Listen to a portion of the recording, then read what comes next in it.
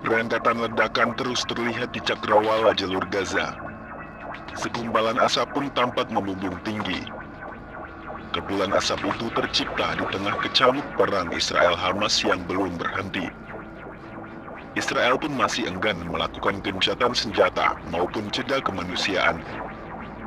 Hal itu utamanya selama Hamas belum membebaskan para sandera dari warga Israel. Pasalnya, Hamas disebut telah menyandera 240 warga Israel sejak perang meletus pada 7 Oktober. Meskipun angka kematian di Gaza telah memicu kemarahan internasional, Israel secara bulat menyatakan akan terus menyerang Hamas dengan kekuatan penuh. Di tengah-tengah seruan gencatan senjata itu, militer Israel menyerang kamp pengungsi Maghazi di Gaza. Serangan itu terjadi pada Sabtu 4 November 2023 dan menewaskan sedikitnya 38 orang. Sebagian besar korban merupakan wanita dan anak-anak. Di sisi lain, Amerika Serikat hingga Jerman terus mendesak gencatan senjata dan jeda kemanusiaan. Pasalnya, Kementerian Kesehatan Gaza melaporkan korban tewas dari warga Palestina telah mencapai 9.400 orang. Menurut menlu AS Antony Blinken, gencatan senjata dan jeda kemanusiaan sangat diperlukan. Hal itu dilakukan agar penyaluran bantuan bisa masuk ke Gaza. Selain itu, gencatan senjata diharapkan bisa memfasilitasi upaya pembebasan sandera.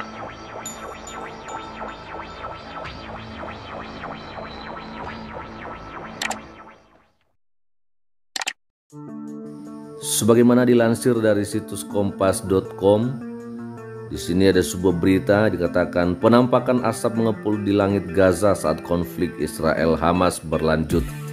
Ini baru saja kemarin 5 November 2023 pada pukul 22:25 waktu Indonesia Barat ya.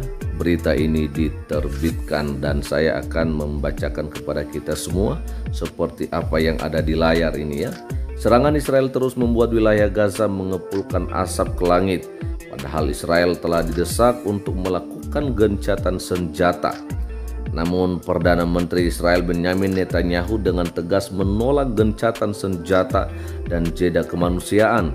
Dia justru mengungkapkan bahwa Israel akan terus menggempur Hamas dengan kekuatan penuh ya. Lalu berikutnya kita akan baca saja sampai selesai soal ini. Ya, kini serangan terbaru dari Israel menyasar ke kamp pengungsi Maghazi.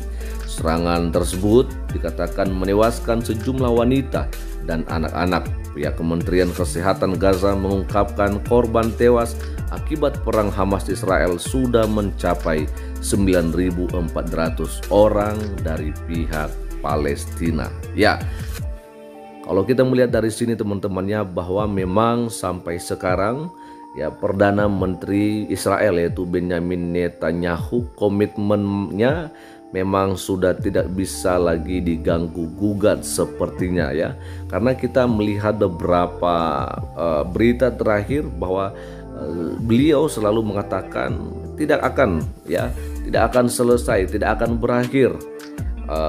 Serangan ini akan terus dilakukan selama pihak kelompok milisi Hamas belum membebaskan para sandera, ya kan? Karena kita melihat memang ada sekitar 200 orang ya para sandera yang dari Israel dibawa oleh kelompok milisi Hamas, di mana mereka rata-rata wanita dan juga anak-anak begitu ya. Nah, sekarang kita akan coba melihat saja bagaimana soal serangan yang dilakukan oleh Israel di kamp pengungsi Maghazi ya. Dan ini dia masih saja dari situs kompas.com dikatakan di sini penampakan kehancuran kamp pengungsi Maghazi yang diserang Israel ya kan. Akan saya bacakan saja kepada kita semua. Serangan Israel disebut kian membabi buta, pasalnya Israel turut menyerang wilayah tengah jalur Gaza, yaitu kamp pengungsi Maghazi. Padahal Israel mengklaim akan fokus menyerang jalur Gaza bagian utara.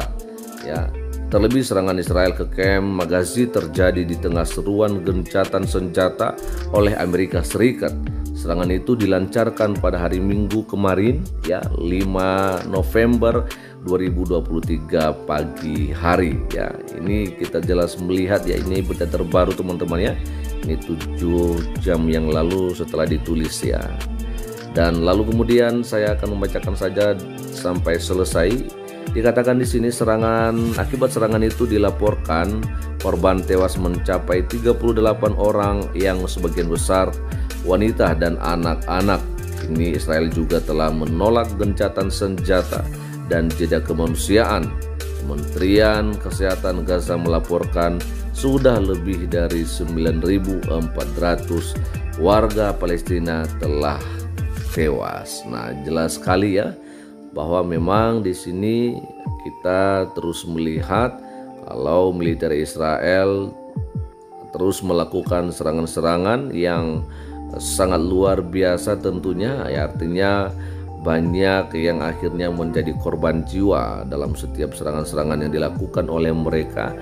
Walaupun kita tadi melihat bahwa sebenarnya Amerika Serikat sendiri juga sudah menyampaikan agar soal konflik Israel Hamas ini segera dilakukan yang namanya gencatan senjata, ya, untuk memberhentikan semua serangan-serangan ini, ya kan? Karena kita melihat, ya teman-temannya, memang bahwa yang menjadi korban hari-hari ini adalah saudara-saudara kita warga sipil, dan itu kebanyakan wanita dan juga anak-anak. Jadi mau bagaimanapun juga hal inilah yang kita rindukan bersama, bukan untuk mendukung Hamas, ya kan, bukan untuk menyerukan ayo bantu Hamas, bantu Palestina lawan Israel, bukan itu yang kita inginkan saat ini. Bukan juga ayo bantu Israel dan sebagainya, bukan itu. Sekarang kita tugasnya adalah mendoakan, menyerukan agar perang ini, ya, agar serangan-serangan ini segera dihentikan, ya kan. Tapi semuanya ya kembali kepada bagaimana tanggapan atau respon daripada kedua belah pihak. Karena kalau saya melihat juga bahwa Israel memang sudah seperti itu, ya, komitmennya akan terus melakukan serangan, ya, selama, ya, para sandera belum dibebaskan, ya kan. Sedangkan juga saya juga melihat Hamas ini, ya, dengan para sekutunya, ya, sepertinya mereka juga bersikeras, ya, dan terus melakukan serangan-serangan juga, ya, bersama dengan terakhir ada dari Hizbullah yang dari Lebanon. Dan saya pikir, ya, kita sih nggak tahu bagaimana ke depannya, tapi dalam hal ini tentunya yang kita inginkan adalah gencatan senjata, ya, agar ini segera boleh dilakukan. Ya, sekian saja dulu untuk pagi hari ini, ya, dan selamat pagi, selamat beraktivitas tentunya. Tuhan Yesus memberkati kita semua. Shalom. Assalamualaikum, Om Swastiastu, Namo Buddhaya, salam kebajikan, dan salam cinta damai dari saya, Perianto Samasi.